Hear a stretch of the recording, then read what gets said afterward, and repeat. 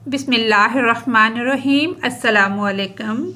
Welcome back. In our previous video, we completed the full translation, unit number 11th, The Dear Departed, One Act Play. Today, we are going to break down the complete exercise in a simple and easy way, step by step, inshallah. If this video helps you, don't forget like, share and subscribe for more helpful lessons. This is a new book. ये नई किताब है PTB की जो है 9th class के लिए। अल्हम्दुलिल्लाह ये हमारी लास्ट वीडियो है इस चैप्टर की। देन हम पाकिस्तान स्टडी को कंप्लीट करेंगे इंशाल्लाह। Let's start our exercise reading and critical thinking, मुतालिया और तनकीदी सोच। Word answer the following questions. ये वाले जो सवालात हैं ये 10 क्वेश्चंस हैं जिनके हमने जवाब देने हैं। The first question is, what do the actions and words of Mrs. Slater and Mrs. Jordan reveal about their true motivations? कि मिसिस स्लेटर और मिसिस जॉर्डन के अमाल और अल्फाज उनके हकीकी मुहर्रकात के बारे में क्या जाहिर करते हैं। How do these motivations influence their behaviour through out the play. ये मुहर्रकात पूरे ड्रामे में उनके रवैये पर कैसे असरअंदाज होते हैं। तो इसका आंसर है Mrs Slater and Mrs Jordan are motivated by greed and self interest. कि मिसिस स्लेटर और मिसिस जॉर्डन की बातें जो हैं वो इनकी जो असली ख्वाहिशात हैं। As they are eager to claim Mr मैरीवेदर्स पोसेशंस।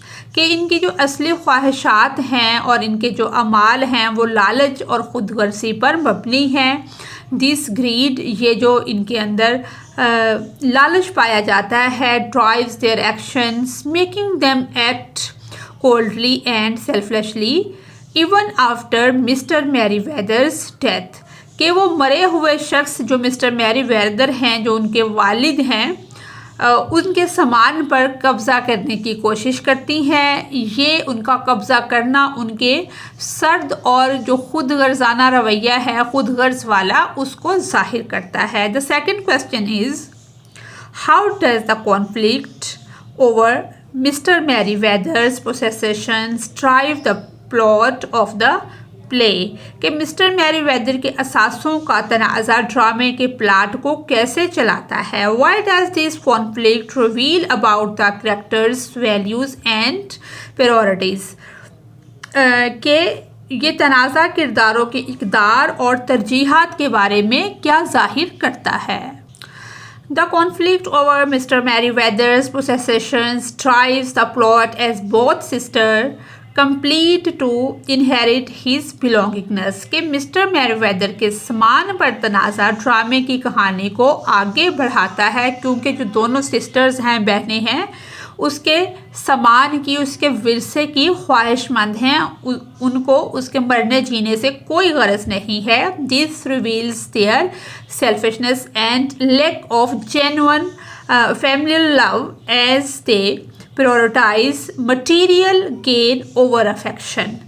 के इनको ये इनकी हकीकी जो ख़ानदानी मोहब्बत है उसमें कमी को ज़ाहिर करता है और इनकी खुद गर्जी को ज़ाहिर करता है क्योंकि वो फैमिली की मोहब्बत की बजाय जो मटीरियल गेन है, मादी फ़वाइद हैं, उनको वो तरजीह देती हैं। The third question is, in what ways does Stanley Houghton use style to criticize family dynamics and social values in the play। कि स्टैनले ह्यूटन ड्रामे में ख़ानदानी हरकियात और समाजी इक़्तिदार पर, जो समाजी इक़्तिदार हैं, रवैये हैं, रस्म व रवाज हैं, उन पर तनकीद करने के लिए तंज़ का इस्तेमाल किन तरीक़ों से करते हैं। How effective is this approach in conveying his message. कि क्या इनका जो पैगाम को पहुंचाने का तरीक़ाकार है वो कितना कारआमद है। तो इसका आंसर है हटन जो है use their to criticize the hypocrisy के हटन ने ड्रामे में ख़ानदान की हरकत और सकानात को hypocrisy, grid and materialism within the family. Within the family, he exposes the shallow nature of family ties when wealth is involved, highlighting the character's selfishness के ह्यूटन ने ड्रामे में ख़ानदान की जो हरकत और सकानात और समाजी इक़दार की तनकीद के लिए किसका तंज का इस्तेमाल किया है। वो दौलत की मौजूदगी में ख़ानदानी रिश्तेदारियों की सतहियत को ज़ाहिर करता है। This approach is affective in conveying his message about societal values कि ये तरीका कार जो है वो अच्छा साबित होता है, कारीगर साबित होता है ताकि इसका पैगाम मुअस्सर अंदाज में पहुँचे। The fourth question is, how does the play challenge the traditional idea of family unity and affection? कि ये ड्रामा जो है ख़ानदानी इत्तेहाद और प्यार के रवायती ख्याल को कैसे चैलेंज करता है।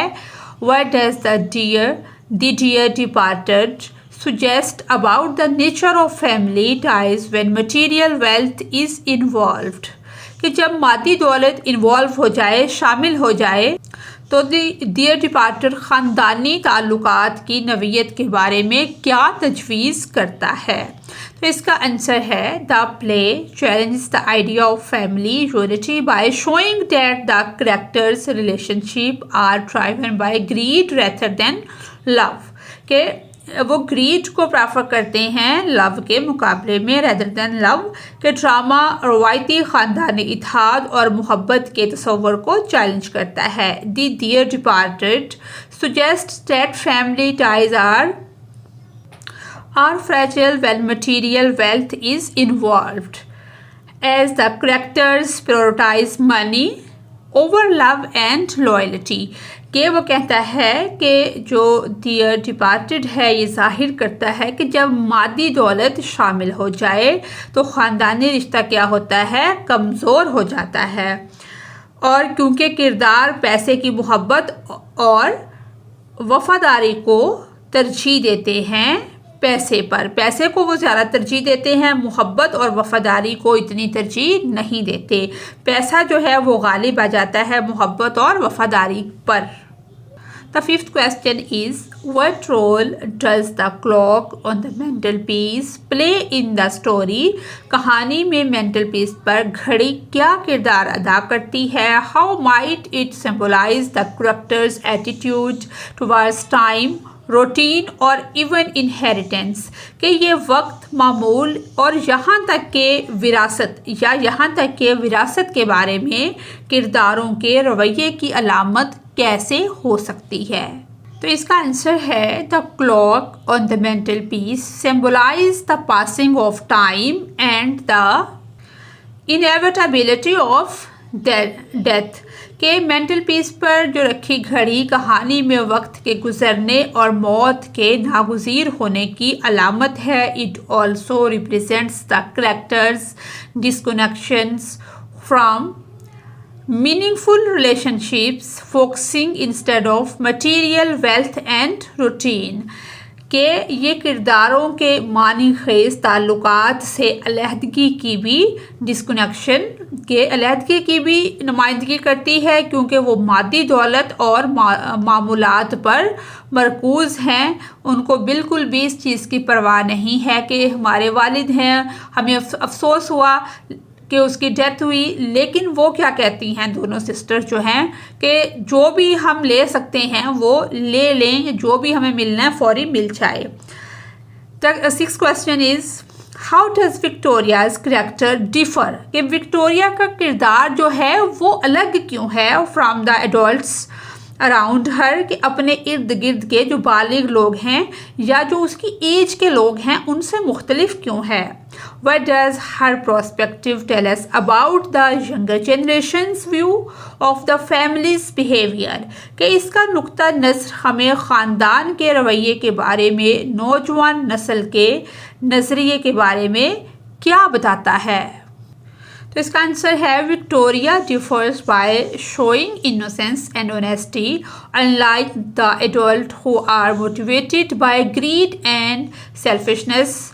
कि विक्टोरिया का जो किरदार है वो बड़ों से मुख्तलिफ है क्योंकि वो मासूमियत और ईमानदारी दिखाती है, जबकि जो दूसरे हैं बड़े हैं वो क्या दिखाते हैं, लालच और ख़ुदगर्जी से मुतासिर है। हर perspective highlights the younger generation's disapproval of the older generation's materialistic attitudes। कि इसका जो नुक्ता नज़र है या इसका नुक्ता नज़र नौजवान नस्ल के इस बात पर नापसंदीदगी को ज़ाहिर करता है कि पुरानी नस्ल के जो रवैये हैं वो मादियत परस्त हैं, मादी रवैये हैं, तो इसका जो रवैया है वो अच्छा है। The seventh question is how do the characters display hypocrisy throughout the play। कि पूरे ड्रामे में किरदार कैसे मुनाफकत का मुजाहरा करते हैं। hypocrisy होता है मुनाफकत। What are some examples where their words contradict their actions। के मुतजाद हैं वो कौन सी मिसालें हैं जहाँ उनके अल्फाज उनके अफ़ाल से क्या हैं, मुतजाद हैं।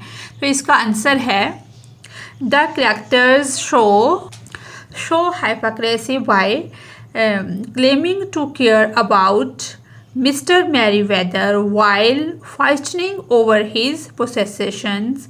के किरदार खेल के दौरान मुनाफिकत ज़ाहिर करते हैं, मिस्टर मैरीवेदर के बारे में ख्याल ज़ाहिर करते हैं कि वो जो है उसके सामान पर उसकी जो छोड़ी हुई मलकियत है, उसका विरसा है, उस पर झगड़ते हैं। They express concern for him but focus only on his wealth.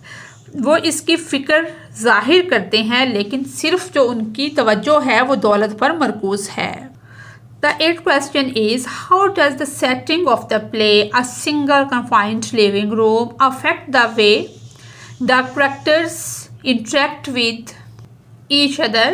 कि ड्रामे की तरतीब एक वाहद महदूद रहने का कमरा है, लिविंग रूम है, कि जो किरदार हैं वो एक दूसरे के साथ बातचीत से कैसे मुतासर होते हैं। What might his confined space suggest about the nature of their relationship। कि ये महदूद जगह उनके ताल्लुकात की नवीयत के बारे में क्या तजवीज़ करती है। The confined space intensifies the tension between the characters, making their selfishness and conflict more apparent। के ड्रामे की जो सेटिंग है वो एक महदूद कमरा किरदारों के आपस में ताल्लुकात को मुतासर करती है, जिससे इनकी खुदगर्जी और तनाज़ा क्या है वो ज़्यादा वाज़िया हो जाता है। It suggests that their relationships are stifled and limited with little room for genuine affection. ये जाहिर करता है कि इनके ताल्लुकात दबे हुए और महदूद हैं, जो हकीकी मोहब्बत के लिए जगह जो है वो कम है। The ninth question is how does Stanley Houghton organize the sequence of events in The Dear Departed to build tension and reveal the characters' true motives। यानी कि तनाव पैदा करने के लिए और किरदारों के हकीकी मकासद को ज़ाहिर करने के लिए Stanley Houghton the dear departed में वाक़यात की तरतीब को किस तरह से वो तरतीब देते हैं, वाक़यात को किस तरह तरतीब देते हैं कि अच्छी तरह से पूरे किरदार जो हैं वो सामने आ सकें। ह्यूटन यानी Stanley Houghton arrange the events in a way that the conflict over Mr. Merryweather's possessions escalates, revealing the character's selfishness and greed gradually, keeping the audience engaged and building tension। यानी कि इसमें जो वाक़यात की तरतीब है वो Houghton ने उनको इस तरह से तरतीब दिया है कि मिस्टर मैरीवेदर के सामान पर तनाज़ा जो है वो बढ़ता है और वो किरदारों की खुदगर्जी और लालच को आहिस्ता आहिस्ता ग्रीड ग्रेजुअली ज़ाहिर करता है, जिससे ऑडियंस क्या है जो नाजरीन हैं उनकी दिलचस्पी बरकरार रहती है और जो कुशीदगी है वो बढ़ती है। The last question is question number 10. How do the theme of the dear departed remain relevant in modern society? The dear departed के जो मौज़ूआत हैं वो जदीद मुआशरे में किस तरह मुताबिकत रखते हैं? Can you think of contemporary examples where materialism impacts family relationship in a similar way? कि क्या आप असरी मिसालों के बारे में सोच सकते हैं जहां मादियत परस्ती ख़ानदानी ताल्लुकात को मुतासिर करती है? तो इसका आंसर है the theme of great materialism and the fragility of family bonds are still relevant today. के जो वो बाउंड हैं और वो रेलिवेंट हैं द डियर डिपार्टेड के मौज़ूआत लालच, मादियत और ख़ानदानी रिश्ता की कमज़ोरी आज के मुआशरे में भी उसी तरह से है, आज के मुआशरे से मुतअल्लिक़ हैं। Contemporary examples include families fighting over inheritance और wealth where relationship are strained due to financial interests. के दी गई मिसालों में ख़ानदानों का विरासत या दौलत के लिए झगड़ना शामिल है जहां माली मफादात की वजह से रिश्ते मुतासिर होते हैं।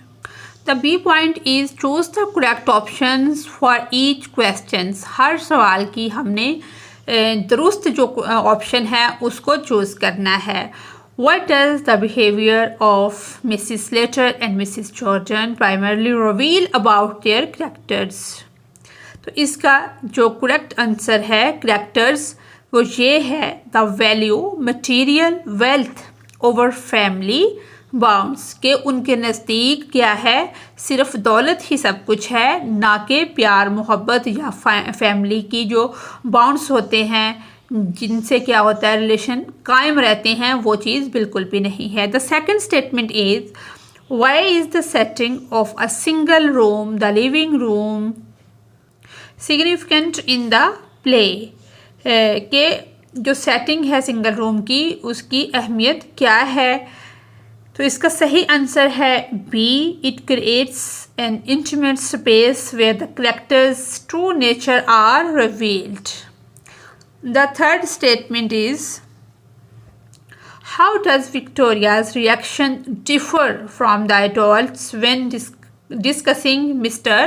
के जो विक्टोरिया का किरदार है, जैसे कि हमने क्वेश्चन में भी पढ़ा है और सबक में भी पढ़ा है कि उसका जो किरदार है वो दूसरों से मुख्तलिफ है। मिस्टर मैरीवेदर्स पोसेशंस जो उसकी मलकियत के बारे में उसका जो किरदार है वो दूसरों जैसा नहीं है। तो इसका सही जो इसका आंसर है वो ये है शी शोज़, वो दिखाती है, ये शो करती है confusion hunting at her innocence compared to the adults greed. के लोगों जो उसकी एज के बच्चे हैं उनसे ज़्यादा वो इनोसेंस है, ज़्यादा यानी कि सोचने वाली है, ज़्यादा अक्लमंद दिखती है। तो फोर्थ स्टेटमेंट है हमारी how does Stanley Houghton are stare in dear departed the dear departed. तो इसका सही जो आंसर है वो ये है to humorously criticise the characters hypocrisy and greed. कि उसने ह्यूमरसली क्रिटिसाइज किया है कैरेक्टर्स की जो मुनाफकत है और उनके अंदर लालच है उसको। The fifth statement is the clock on the mantelpiece can be interpreted as a symbol of the passing of time and routine in the family's life. Correct answer is A. C point है discuss the plot of the play. Use the plot diagram given in the unit 6 to discuss one act play. इसका answer अब हम देखते हैं। तो इसका answer है सबसे पहले है एक्सपोजिशन। एक्सपोजिशन में कि इसकी इब्तदा कैसे होती है। इब्तदा में the play begins with a scene set in the living room. के जो प्ले है उसका आगाज़ जो होता है वो सीन जो स्टार्ट हो रहा है वो उनके बेडरूम से लिविंग रूम से हो रहा है। ऑफ मिसिस स्लेटर्स हाउस के प्ले का आगाज़ मिसिस स्लेटर के घर के बेडरूम से होता है। Which is modestly furnished.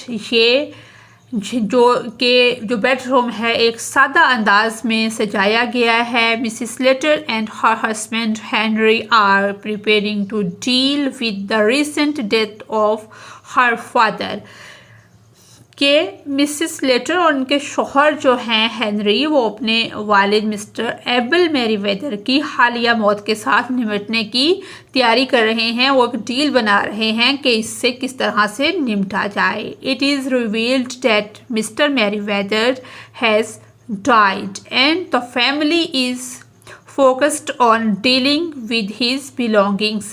के जाहिर ये होता है कि मिस्टर एबल मेरीवेदर का इंतकाल हो चुका है और ख़ानदान उनके सामान को लेने की तैयारी कर रहा है। This sets the stage for her central conflict which reveals around the inheritance of mister Merryweather's possessions. कि इससे इस मरकज़ी तनाज़ा का आगाज़ होता है जो मिस्टर मेरीवेदर के सामान की विरासत के हवाले से होता है। सेकंड पॉइंट है इसका राइजिंग एक्शन, के अमल का जो आगाज़ है वो कैसे होता है। द राइजिंग एक्शन स्टार्ट्स, जो राइजिंग एक्शन है वो शुरू इस वक्त होता है व्हेन जब Mrs Slater eager to claim her father's belongingness. के राइजिंग एक्शन इस वक्त शुरू होती है जब मिसिस स्लेटर अपने वालिद के सामान के बारे में बात करती है। begins to discuss what she will take from the house।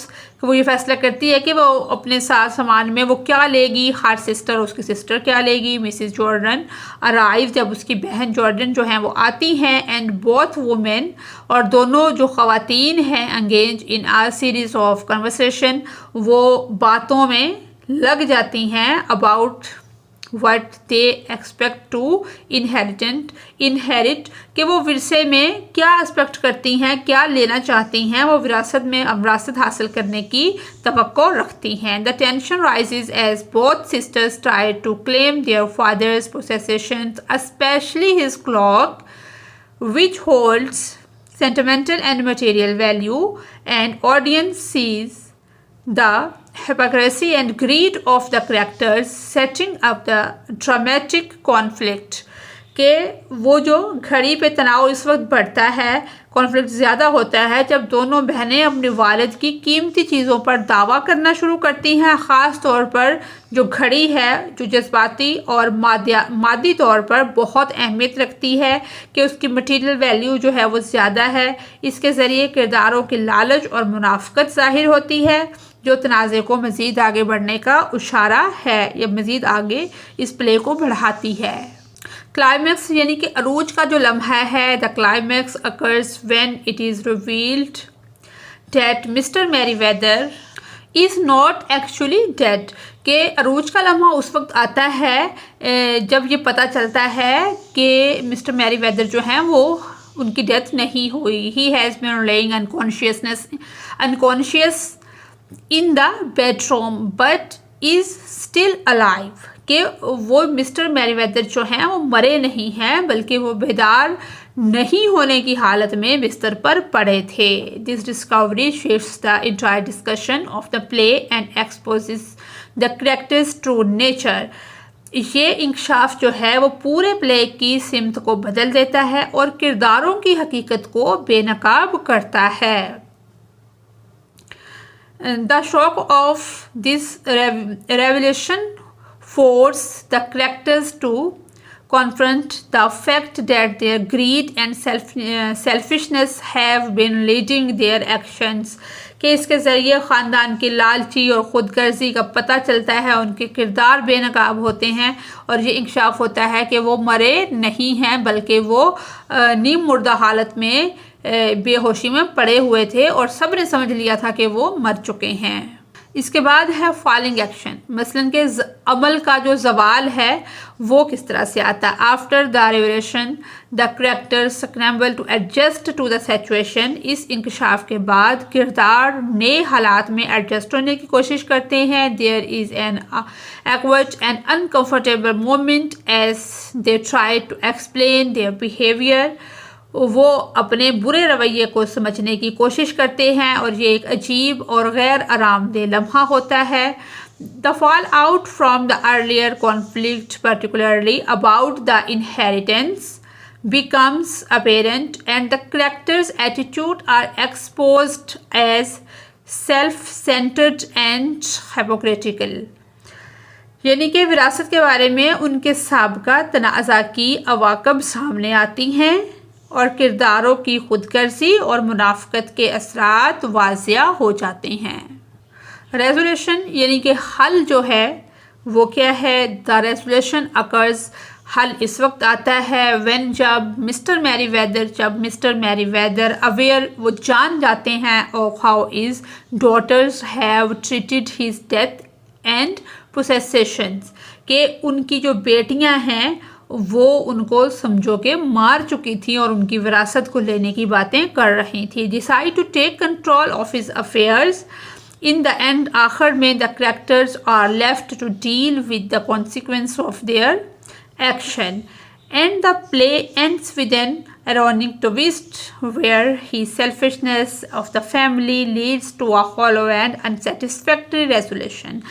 कि वो उसकी बेटियां क्या करती हैं, भाग रही होती हैं लेने के लिए विरासत और अपने मामलात को वो खुद संभालने का फैसला करते हैं। आखिरकार ये प्ले एक तनकीदी और मज़ाहिया अंदाज में इख्तिताम को पहुंचता है, यानी कि इख्तिताम पजीर होता है जहां ख़ानदान की खुदगर्जी के बायस हल जो है वो बेफ़ायदा और ख़ाली हो जाता है। नेक्स्ट है वोकैबुलरी।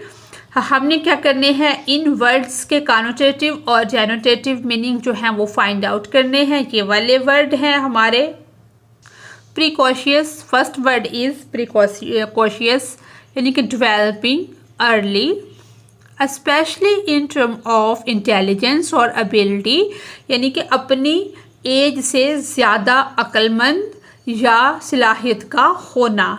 जेनोटेटिव ये मीनिंग है डिक्शनरी के लिहाज से, और कॉनोटेटिव जो हमने उसमें पढ़े हैं अपने सबक के अंदर, implies someone who is overly mature और एडवांस्ड फॉर देयर एज, कि अपनी एज से, उम्र से बड़ा दिखना, जिस तरह विक्टोरिया अपनी एज से बड़े काम करती है, बड़ा दिखती है, बड़ा सोचती है।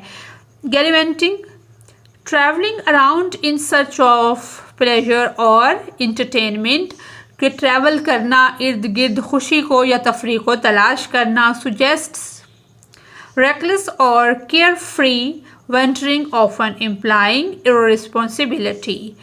नेक्स्ट है speak.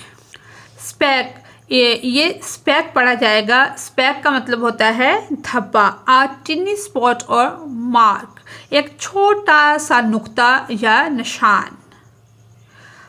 Can imply something insignificant और अ स्मॉल फ्लो।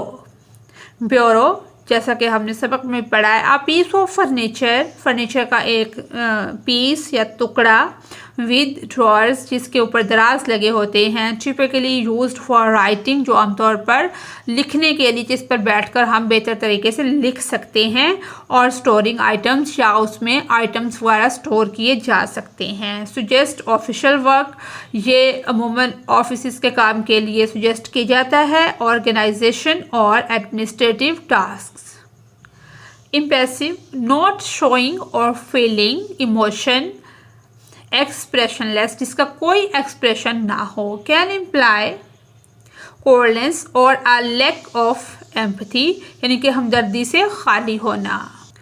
हर्थ, चूल्हा, the floor of a fireplace usually extending into a room, तो इसका जो कॉनोटेटिव मीनिंग है सिंबलाइज, के अलामत होता है वार्मथ, गर्म होने की। होम एंड फैमिली, कंफर्ट, जिसमें हम कंफर्टेबल बैठ सकते हैं और घर जो है गर्म हो जाता है।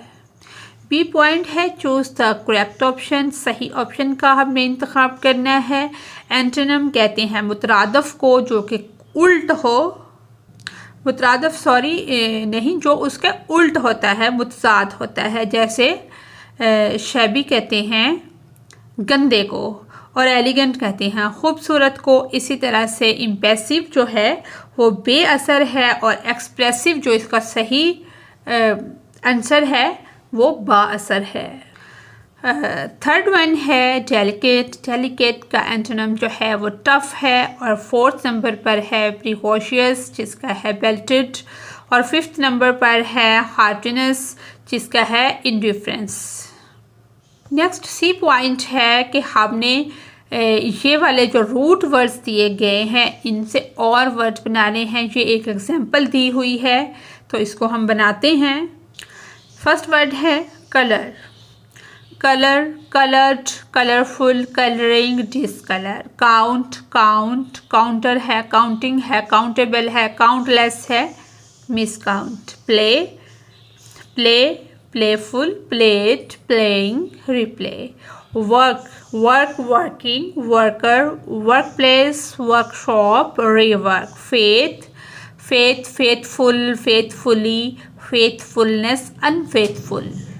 नेक्स्ट है हमारा ग्रामर का पोर्शन। ग्रामर के पोर्शन में है डायरेक्ट एंड इनडायरेक्ट स्पीच या नरेशन। मतलब के बात को करने के दो तरीके हो सकते हैं। मसलन तीन लोग हैं, एक मसलन आप कह लें कि एक पर्सन जिसका नाम ए है, दूसरा बी है, तीसरा सी है। अब ए ने एक बात की और बी ने वो बात सुन ली। अब वो सुनी हुई बात जब सी को बताएगा तो एक तो तरीका है कि उसने जैसे बात सुनी है एज इट इज़ उन्हीं वर्ड में वो सी को बता दे, एक ये तरीका है। दूसरा ये तरीका है कि बी वाला जो पर्सन है वो अपने अंदाज में कि मैंने उससे ये बात सुनी, उसने ये कहा कि ये होगा, अपने अंदाज में उसको चेंज करके आगे सी पर्सन को बता दे। तो इसको हम क्या कहते हैं, सुनी हुई बात को एज इट इज़ बताना डायरेक्ट स्पीच कहलाता है, ये डायरेक्ट नरेशन कहलाता है। और अपने अंदाज में बयान करना इनडायरेक्ट स्पीच कहलाता है। यहाँ पर कुछ एग्जांपल्स दी गई हैं जिनको पढ़ के हम मज़ीद समझ सकते हैं। इस डायरेक्ट से इनडायरेक्ट बनाने के लिए 5 चीज़ों को समझना ज़रूरी होता है। इसका रोल नंबर 1 है टेंस चेंजेस।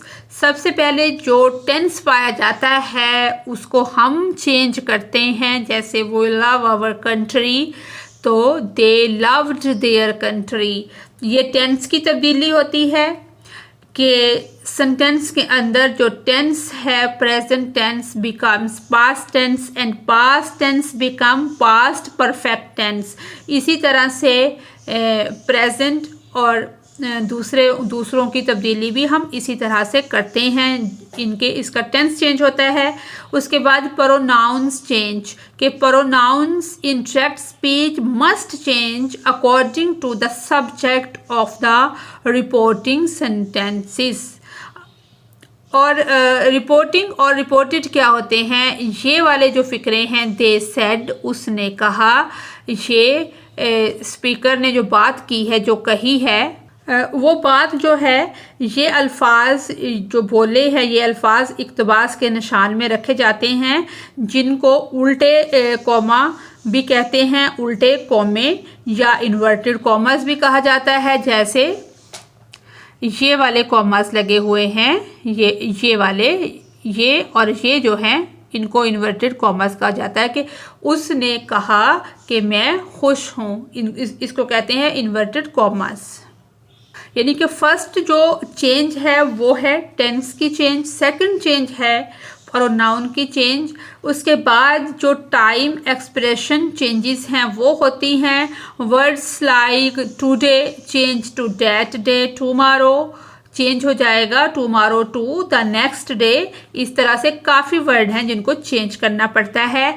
ये आज की लेसन के मुताबिक हम मोटे मोटे रूल्स देख रहे हैं। इस पे एक अलग डिटेल वीडियो मैं बनाऊंगी तो इंशाल्लाह आपको किसी और वीडियो सुनने की ज़रूरत नहीं रहेगी और समझ भी प्रॉपर आ जाएगा।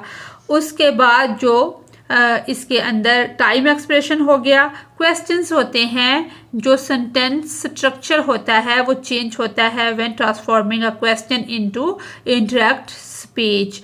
उसके बाद इम्पेरेटिव जो सेंटेंसेस की टाइप्स होती हैं। The reporting verb is often change to asked, ordered और टोल्ड इन डायरेक्ट स्पीच। ये हमारे यहाँ से उन्होंने कहा है कि आपका जो प्रीवियस नॉलेज है ना उसको आप रिकैप करें, जिस तरह ड्रामे में रिकैप आता है। अगर प्रीवियस आपने स्टोरी मिस भी की है तो रिकैप की मदद से हमें उसकी समझ आ जाती है। तो हम अपने नॉलेज को रिकैप करते हैं और ये 17 सेंटेंस हैं और ये एक पैसेज है, इसको हमने चेंज करना है डायरेक्ट स्पीच में, यानी कि इनको हम डायरेक्ट स्पीच में और इनको इनडायरेक्ट स्पीच में चेंज करेंगे। हमारा जो एक्चुअल सेंटेंस है वो ये है, my father said to me, आगे commas, my son never cheat anyone. ये my son never cheat anyone ये कॉमर्स के अंदर है, इन्वर्टेड कॉमर्स के अंदर। तो इसको जब हम चेंज करेंगे तो क्या आएगा, my father told me never to cheat anyone. Second sentence है, my friend said to me, आगे इन्वर्टेड कॉमर्स हैं, लेट्स वॉच अ डॉक्यूमेंट्री। तो जब हम इसको चेंज करेंगे, my friend suggested that we watch a documentary. और थर्ड पे अब हम इनके ओरिजिनल सेंटेंसेस को नहीं पढ़ते, जो चेंज किए हैं हम उसी को पढ़ते हैं। The captain angrily told the soldier to always obey his seniors. My mother wished that I might prosper. Fifth sentence है, he said that he had not gone to school the day before. यानी कि इसमें fifth sentence में yesterday का लफ्ज़ आया है कि he said I don't go to school yesterday. तो जब चेंज होगा, he said that he had not gone to school the day before. तो ऐसे चेंज हो जाएगा ये। सिक्स है, the officer ordered to call the next visitor. Seventh, the teacher asked whose pen it was. Eight sentence है, she asked me what I was looking for. और ninth है, Ali explained with regret that he had failed the examination. Tenth है, he asked where I was going. यानी कि इस जो original है वो ये है, he said where are you going, he asked where I was going. कि आर जो है ये प्रेजेंट का है, तो ये चेंज किस में हो गया, आर जो है वो वॉज में चेंज हो गया। और 11 सेंटेंस है, ही रिक्वेस्टेड टू मी, ये ओरिजिनल है, he said to me please excuse me as I am too tired to go to the market. He requested to me excuse him saying that he was too tired to go to the market. 12 है, she asked if I could hear someone coming. 13 है, our teacher said that the sun always rises from the east. ये आलमगीर सच्चाई है, universal truth है, तो इसमें just that का इजाफा होगा, बाकी स्टेटमेंट वैसे ही आ जाएगी। 14 है, he requested his teacher to explain the theory again. ये इसी तरह से है, ये सेम ही दिया हुआ है, डायरेक्ट और इनडायरेक्ट, ये पहले ही इनडायरेक्ट में है। He applauded them, यानी कि तारीफ करना, for playing well. He wished me good morning. इसका जो 16 का ओरिजिनल है इसमें चेंज की है, he bade me good morning, he wished me good morning. और 17, he asked me when I would have complete my work. जी, ये जो पैसेज है इसको हमने ये कर लिया है, इसको हम देख लेते हैं। The father said to his daughter, the internet has many useful applications, it can be used for educational purposes such as researching information for schools, for school projects and accessing online courses। के बाप ने कहा कि जो internet का इस्तेमाल है वो बहुत अच्छा है, इसको आप पॉजिटिव यूज़ करें, ये स्कूल के कामों में, प्रोजेक्ट्स में बहुत मदद करता है, इंफॉर्मेशन मिलती है, रिसर्च होती है।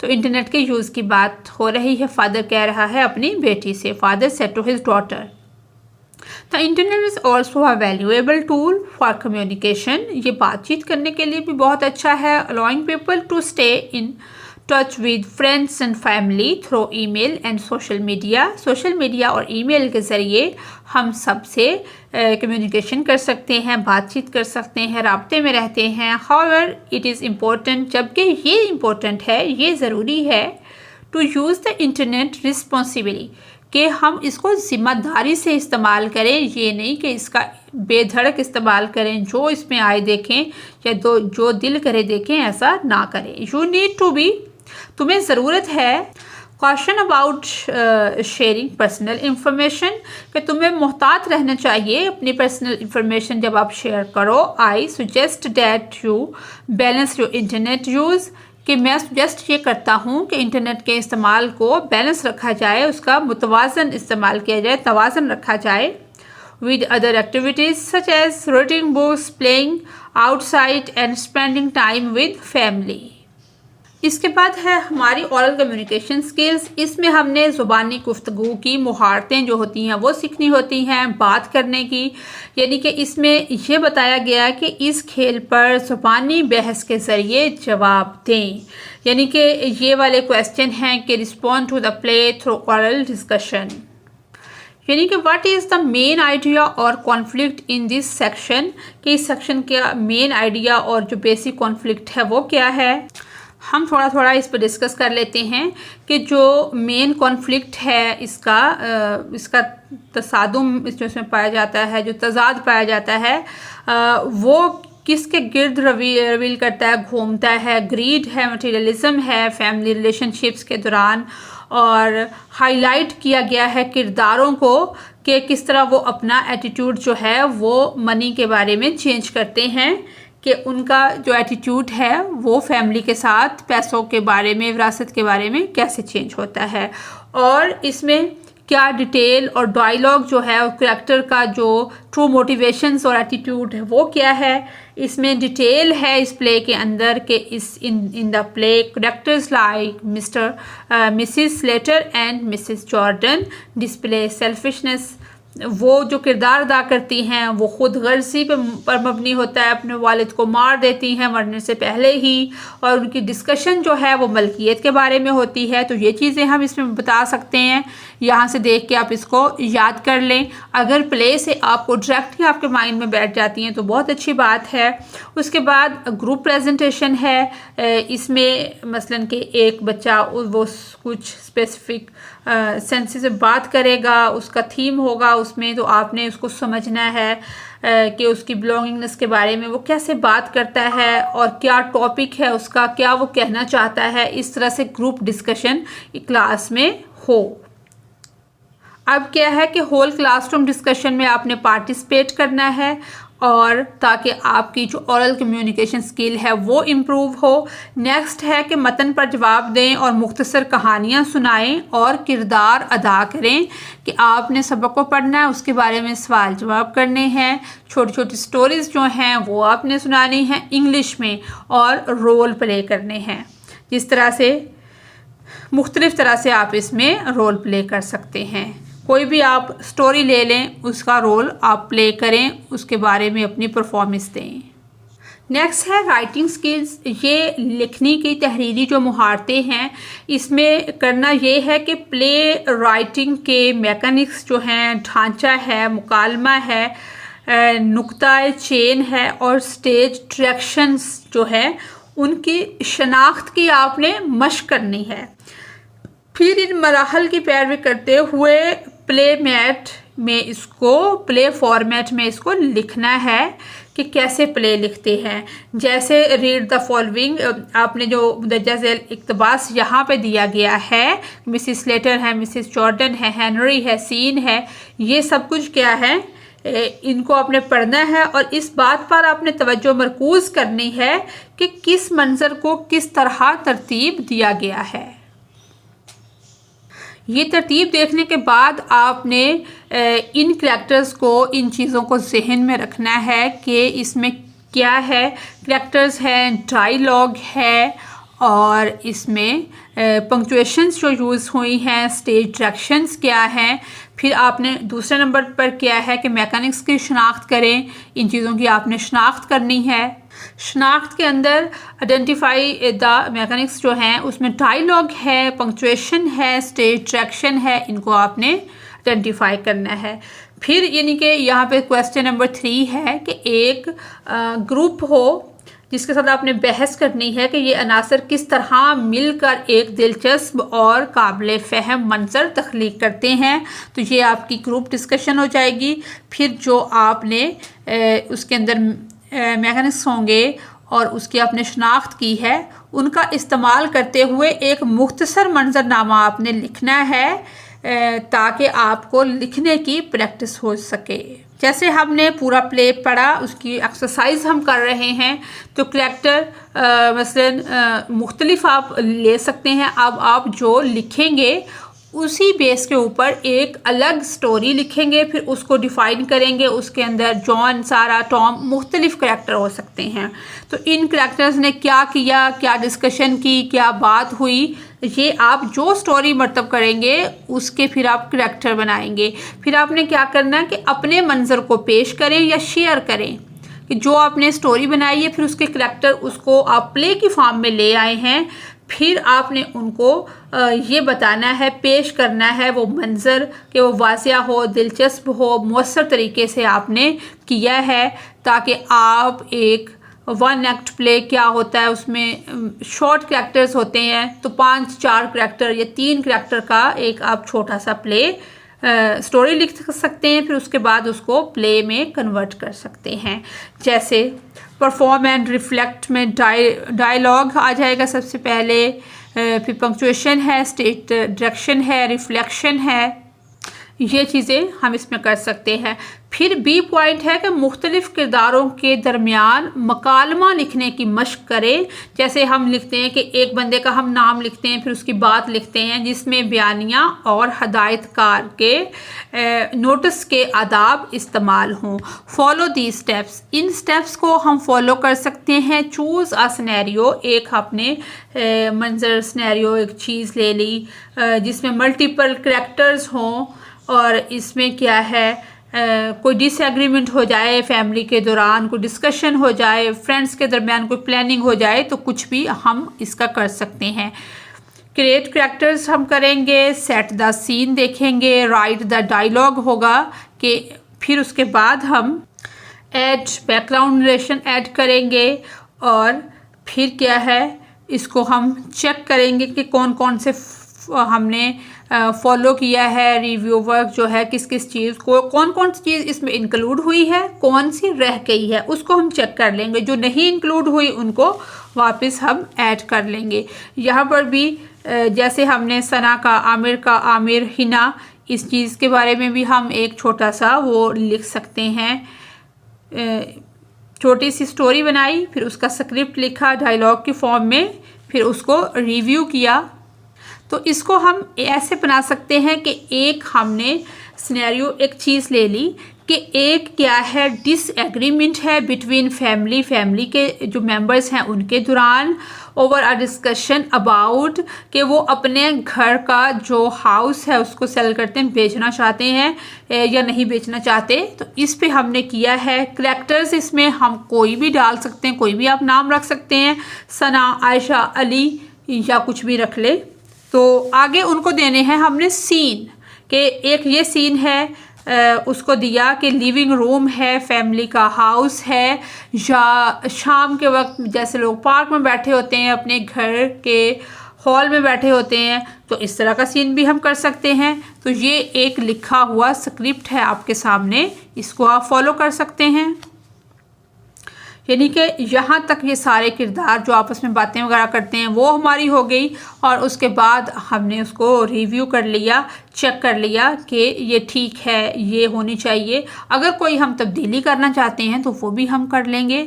तो मेरे ख्याल से आपको ओरल कम्युनिकेशन की भी और राइटिंग स्किल्स की भी कि एक स्क्रिप्ट को, एक 1 एक्ट प्ले को किस तरह से तरतीब दिया जाता है, हमने पूरा अपनी बुक के जो 1 एक्ट प्ले हमने पढ़ा है उसे ही फॉलो करना है कि लिमिटेशन करैक्टर्स होंगे उसमें लिमिटेड होंगे, इतने ज़्यादा करैक्टर हम नहीं डालेंगे, किसी भी बात के ऊपर, किसी भी दिलचस्प सी स्टोरी के ऊपर उसको हम ले आएंगे और जिस तरह का करैक्टर होगा और बंदा होगा उस तरह की बात उसको हम देंगे।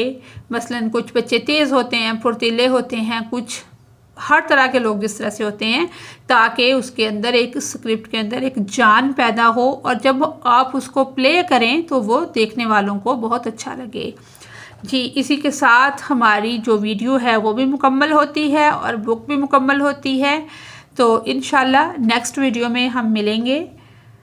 तब तक के लिए अल्लाह हाफिज़। अगर आपको मेरी वीडियो से कोई रहनुमाई मिलती है तो मेरी वीडियो को लाइक और चैनल को सब्सक्राइब करें। Thanks for watching us.